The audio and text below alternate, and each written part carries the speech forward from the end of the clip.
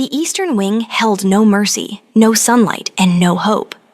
Only the sound of wind scraping against cracked stone and the shallow breathing of a small trembling pup pressed against the wall. King Stephen refused to come near his son. To do so was to endure the burn, and no alpha could rule while gagging on his own heir's presence. The child's scent, that suffocating blend of rot and sulfur, confirmed what Lord Davros had murmured 2 years ago. "A tainted bloodline walks your halls, my king. The ancestors have withdrawn their blessing." But Kimberly, a maid barely 3 weeks in service, knew nothing of curses or royal disgrace. What happens when Kimberly defies every order and touches the child everyone fears? When the water turns black and the truth shatters everything the kingdom believed? This pup was never cursed. He was hidden. And what was buried in shadow is about to emerge in light? Subscribe now to follow this journey of a rejected prince who will rise from the cold stone floor to shake the foundations of power itself. Because some bonds can't be broken by magic, some hearts refuse to harden, and some destinies won't be denied, no matter how deep they're buried. Don't miss what happens when a king realizes the son he condemned is the only one who can save them all. Hit subscribe. This story has only just begun. Chapter 1. The eastern wing held no mercy, no sunlight, and no hope. Only the sound of wind scraping against cracked stone, and the shallow breathing of a small trembling pup pressed against the wall. King Stephen refused to come near his son. To do so was to endure the burn, and no alpha could rule while gagging on his own heir's presence. The child's scent, that suffocating blend of rot and sulfur, confirmed what Lord Davros had murmured 2 years ago. "A tainted bloodline walks your halls, my king.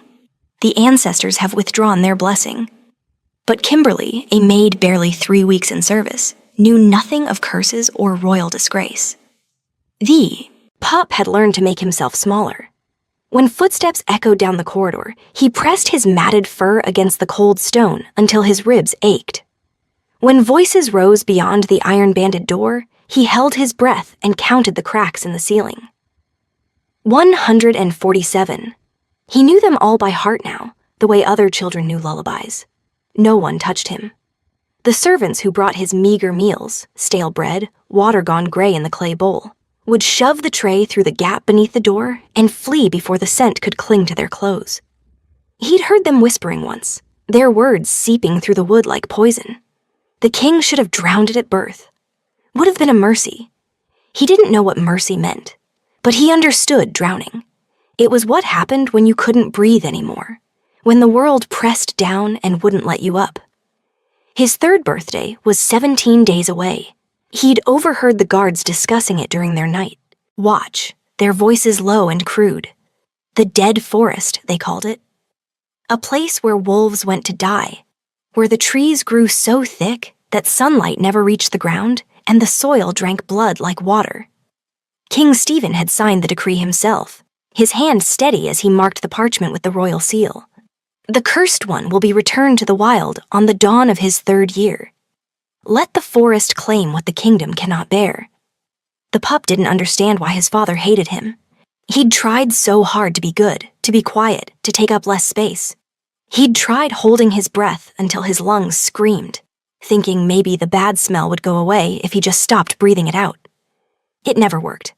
The rot followed him like a shadow, thick and choking, turning every stomach within 10 paces. Sometimes, late at night, when the moon cut silver bars across his floor, he wondered what it would feel like to run. Not away, he had nowhere to go, but just to run, to feel his paws hit earth instead of stone, to let his legs stretch and his heart pound with something other than fear. He wondered if the dead forest would be cold. He wondered if dying hurt more than this. 17 days. The number carved itself into his mind like claw marks on bone, counting down to the morning when King Stephen would finally be free of his greatest shame. Chapter 2.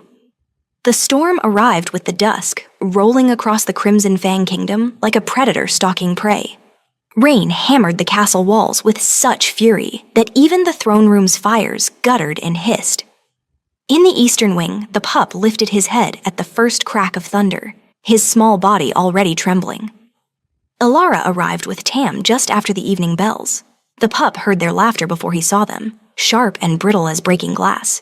They shoved open the door with more force than necessary, and the scent that rolled off the pup made Alara's lip curl in disgust. She held a soiled rag to her nose, her eyes watering. "Still alive, are you?" Tam sneered, kicking the empty water bowl across the floor. It clattered against the wall and spun to a stop. "Pity. Would have saved us all the trouble." The pup pressed himself into the corner, making himself as small as possible. His stomach cramped with hunger. They hadn't brought food in 2 days, but he'd learned not to whimper. Whimpering only made them stay longer. Alara crouched down, her face twisted with malice. "You know what I heard? I heard the king's planning something special for your birthday. Not a celebration, mind you, more like a cleansing." She laughed, the sound cold and empty. 17 days until we're rid of you. But honestly, I don't think you'll make it that long." Tam grabbed the pup by the scruff of his neck, and the pup's body went rigid with terror. The servant's grip was cruel, fingers digging into fur and skin as he dragged the small creature across the floor. The pup's claws scraped uselessly against stone, searching for purchase that wouldn't come. "Let's give him some fresh air," Tam said, hauling the pup toward the narrow balcony that jutted from the eastern wall. "Might help with that stench." The balcony was barely 3 feet wide, exposed to the full wrath of the storm. Rain fell in sheets, so thick it looked like a gray curtain. Wind howled through the gaps in the stone railing, carrying the scent of ozone and ice. Tam threw the pup onto the whetstones and slammed the iron gate shut, the lock clicking with finality. "Night, little prince," Alara called over the thunder. "Try not to freeze."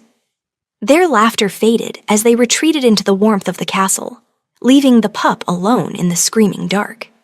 Rain soaked through his fur within seconds, the cold so sharp it felt like teeth.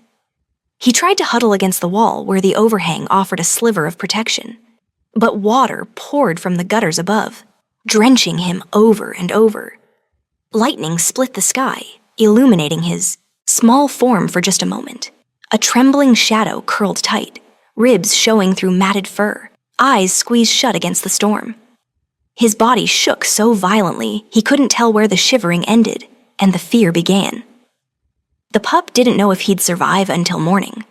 Part of him wasn't sure he wanted to. Chapter 3. Kimberly arrived at the Crimson Fang Castle 3 weeks after her mother's funeral, carrying nothing but a worn leather satchel and a heart still raw with grief. The satchel smelled of dried lavender and moonflower, of the countless nights she'd watched her mother grind herbs by candlelight, whispering prayers to the old gods as her fingers worked. Now those same herbs were all Kimberly had left of her, pressed between cloth and bound with her mother's own hair. The head housekeeper, a severe woman named Margot, had looked at the satchel with thinly veiled disgust during the hiring. "We don't need healers here. We need maids who scrub and serve and keep their mouths shut. Can you do that?" Kimberly had nodded, though her mother's voice echoed in her memory. The gifted never choose their calling, daughter. It chooses them. The whispers started her first day. In the kitchens, over the wash basins, in the shadowed corners where servants gathered to trade gossip like currency.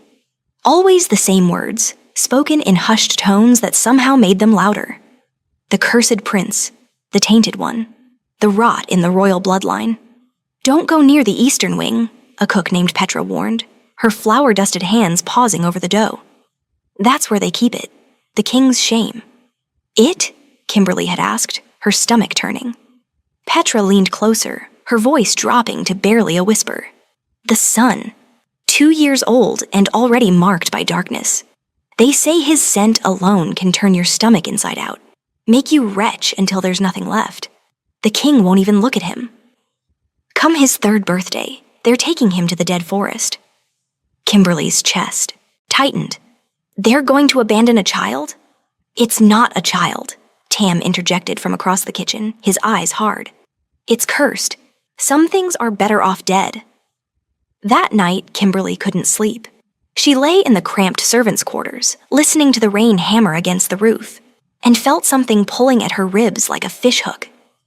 Her mother had called it the call, that inexplicable tug that led healers to those who needed them most. It didn't ask permission. It didn't offer explanations. It simply pulled, relentless as a tide. She rose from her bed just past midnight, the satchel clutched against her chest. The castle was a maze of shadows and flickering torches, but her feet moved with strange certainty. Down the main corridor, past the guards who dozed at their posts, toward the eastern wall where the architecture grew older and the air grew colder. She could feel him before she saw the door, a presence so small and frightened it made her throat ache. Her mother's words came back to her, clear as if spoken aloud. The broken call loudest, Kimberly. And the gods only test those strong enough to answer. Kimberly's hand found the iron handle of the eastern wing's door. She didn't know what waited on the other side. She only knew she had to open it. Chapter 4. The door opened with a groan that seemed to echo through her bones. Kimberly stepped into the eastern wing, and the smell hit her like a physical blow. Rot and sulfur, thick enough to taste, coating the back of her throat until her eyes watered. She pressed her sleeve to her mouth, fighting the instinct to flee, and forced herself forward. The room was barely larger than a cell. No bed, no blankets, nothing soft or warm, just stone and shadows, and a terrible gnawing cold that seeped through the cracked window. Her eyes adjusted slowly to the darkness, and then she saw him. The balcony gate stood open, rain still pooling on the wet stones beyond. The pup lay in a heap just inside the threshold, his small body motionless except for the faint, irregular rise of his ribs. His fur was plastered to his skin, so soaked through that she could see every bone, every angle of his too-thin frame. He wasn't shivering anymore. That was worse than if he had been. "Oh, gods," Kimberly whispered, dropping to her knees beside him. Her hands hovered over his body, afraid to touch, afraid not to. His lips had gone blue-gray. His breathing came in shallow gasps that barely moved his chest. She'd seen hypothermia before. Her mother had taught her to recognize the signs. The way the body gave up trying to fight the cold. The way it surrendered one system at a time, until there was nothing left to surrender. This pup was minutes from that final surrender. Kimberly shed her cloak and wrapped it around the small body, then scooped him into her arms. He was so light it terrified her, like holding a bundle of wet sticks. The smell intensified with proximity, burning her nostrils, making her stomach heave, but she gritted her teeth and held him tighter. Her mother's voice rang in her mind. "Suffering doesn't have a smell, Kimberly. Only people do." She moved quickly through the corridors, praying to every god she knew that no one would stop her. The servants' bath chamber sat at the castle's western edge, a cramped room with a single copper tub and a wood-burning stove that kept water lukewarm at best. It wasn't much, but it was warm, and it was private. Kimberly kicked the door shut behind her and laid the pup on the stone floor while she worked to light the stove. Her hands shook as she struck the flint, once, twice, 3 times before the kindling caught. She filled the tub from the large pot that always sat warming, testing the temperature with her elbow the way her mother had taught her. Not too hot. Shock could kill as easily as cold. The pup hadn't stirred. His breathing had grown even more shallow, barely a whisper against his ribs. Kimberly lifted him again, this time cradling him against her chest as she lowered them both toward the water. His head lolled against her shoulder, lifeless as a doll. "Stay with me," she whispered fiercely. "Do you hear me? Stay." Chapter 5. Kimberly held the pup against her chest as she reached for her mother's satchel with her free hand. The leather was soft from years of use, darkened by oils and time and the touch of healing hands that would never work again. Inside, wrapped in silk the color of midnight, sat the vial of moon water her mother had spent 3 years collecting. 1 drop from every full moon, gathered in a silver basin under open sky and blessed with prayers older than the kingdom itself. "For the darkest hour," her mother had said, pressing the vial into Kimberly's palm the night before she died. "When nothing else will reach them, when the darkness has roots." This was that hour. Kimberly uncorked the vial with trembling fingers and poured the contents into the bathwater. The moon water fell in a stream of liquid light, each drop sending ripples across the surface that glowed faintly blue before fading. The temperature shifted immediately, not warmer, but alive somehow, thrumming with an energy that made the hair on her arms stand up. Next came the silver leaf, dried herbs her mother had harvested from the sacred grove where healers had walked for generations. Kimberly crushed them between her palms, releasing their sharp, clean scent, like pine after rain, like winter mornings before the world woke. She scattered the fragments across the water and watched them spiral down, disappearing into the depths. The pup's breathing hitched, a wet, rattling sound that sent panic through her chest. No more time. Kimberly lowered him into the bath, supporting his head above the surface as the water rose around his small body. For a moment, nothing happened. Then the pup's eyes fluttered open, gold beneath the film of suffering, and locked onto hers with something that looked like question or perhaps permission. She began to wash him, her hands gentle but thorough, working through the matted fur. The water around him started to change. At first, she thought it was just dirt, the gray-brown of neglect lifting away. But as her fingers moved across his shoulders, down his spine, the water began to darken in a way that defied explanation. Black. Not the black of mud or grime, but something deeper, something wrong. It spread through the bath like ink through milk, thick and viscous, coiling in patterns that seemed almost deliberate.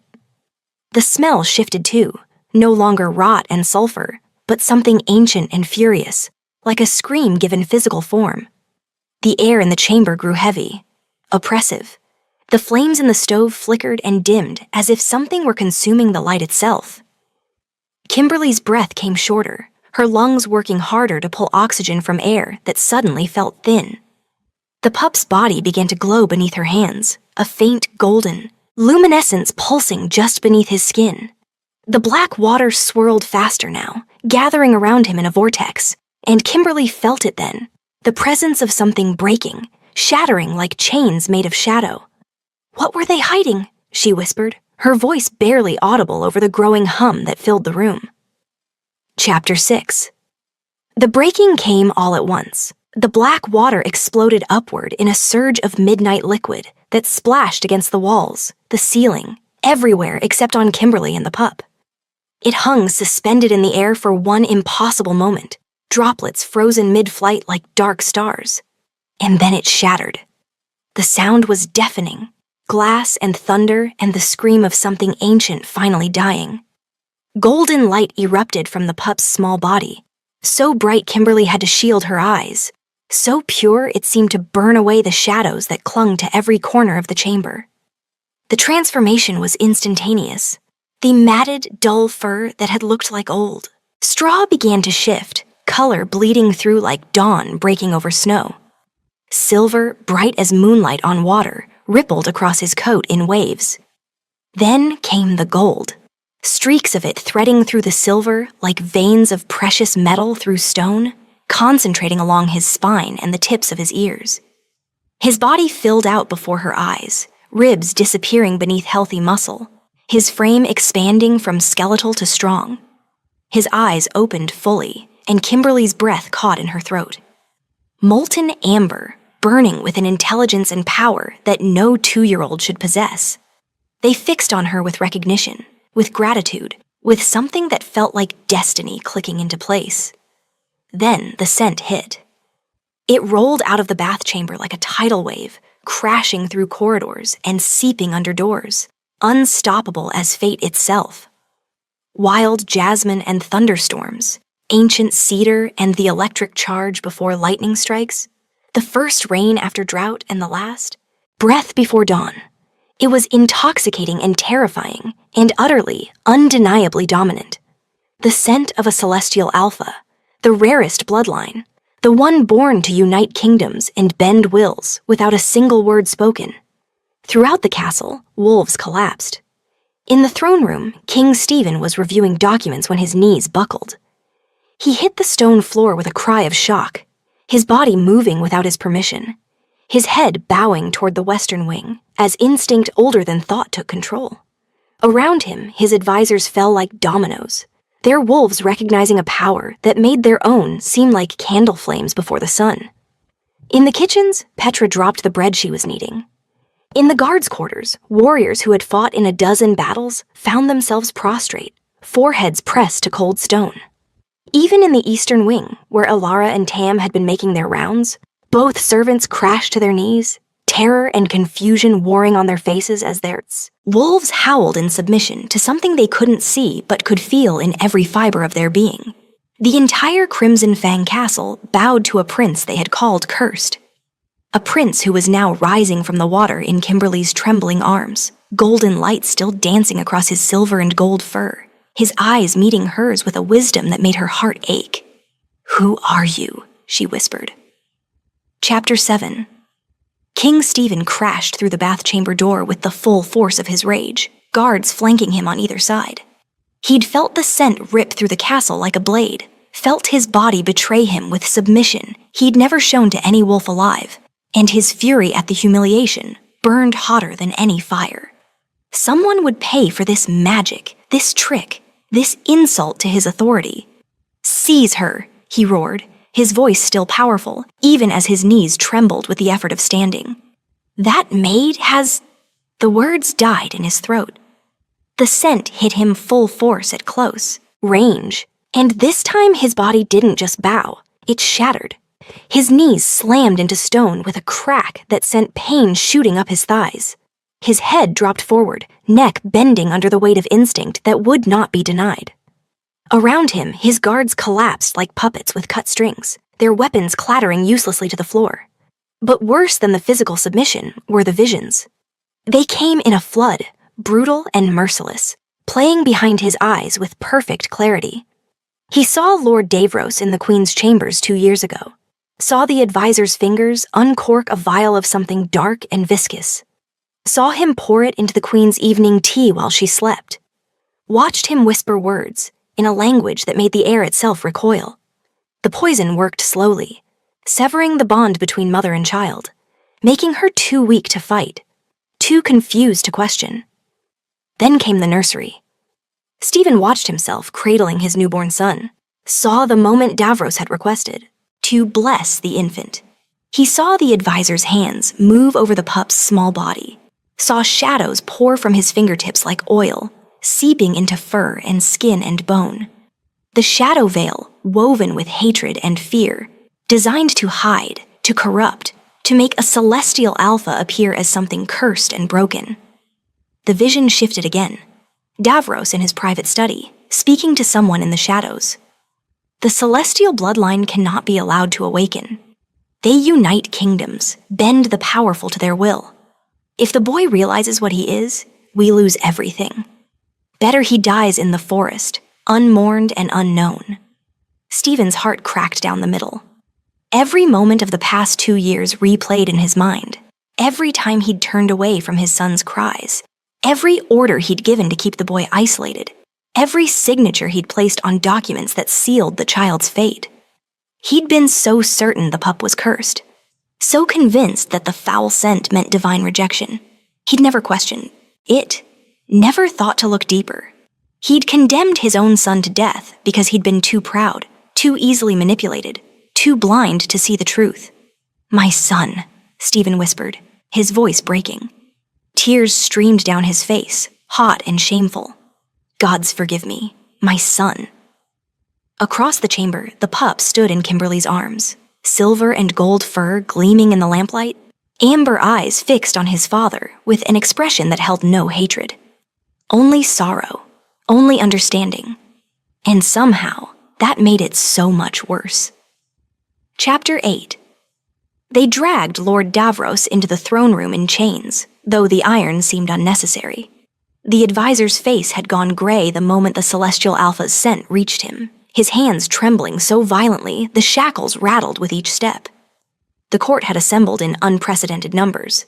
Nobles, guards, servants, all pressed against the walls to witness the reckoning. King Stephen sat on his throne, but everyone in the room knew the true power stood beside him. The pup, no longer small, no longer broken, stood on 4 legs at his father's right hand, his silver and gold fur catching the torchlight like living flame. He was still young, still barely past 2 years old, but something ancient looked out from those amber eyes. Davros was forced to his knees before them. His wolf had submitted the moment he'd entered the room, leaving him defenseless, stripped of the predatory grace that had made him dangerous for so long. He looked up at the prince with naked terror, and Stephen had to clench his fists to keep from lunging across the dais and tearing the man apart with his bare hands. "Speak," Stephen commanded, his voice cold as winter stone. "Tell them what you've done." Davros's mouth worked soundlessly for a moment. Then, as if compelled by something beyond his control, perhaps the prince's presence, perhaps simple guilt, the words came tumbling out. "I was afraid," he whispered. The prophecies spoke of a celestial alpha who would unite all the wolf clans, who would hold power no single wolf should possess. I believed, that such power would destroy us, that it would make us vulnerable to those who would exploit it. His eyes flickered to the prince. "I thought if I could hide what he was, make him seem cursed, you would eliminate the threat before it could grow. I poisoned Queen Sana to weaken her maternal bond. I cast the shadow veil to corrupt his scent. I whispered doubts in your ear until you believed your own son was a mistake. And you would have let him die in the dead forest," Stephen said, each word sharp enough to cut. "Alone, afraid, believing himself worthless." "Yes," Davros's voice broke. "Gods help me, yes." The court erupted. Voices called for execution, for torture, for a death befitting such betrayal. Stephen's own blood sang with the desire for vengeance. But then the prince stepped forward, and silence fell like a curtain. The young wolf looked at Davros with those ancient eyes, and when he spoke, his voice carried through the hall with preternatural clarity. The first words any of them had heard him speak. "You acted from fear. Fear makes us cruel. But I will not become what you feared." He turned to address the court, his small body radiating authority that made grown warriors step back.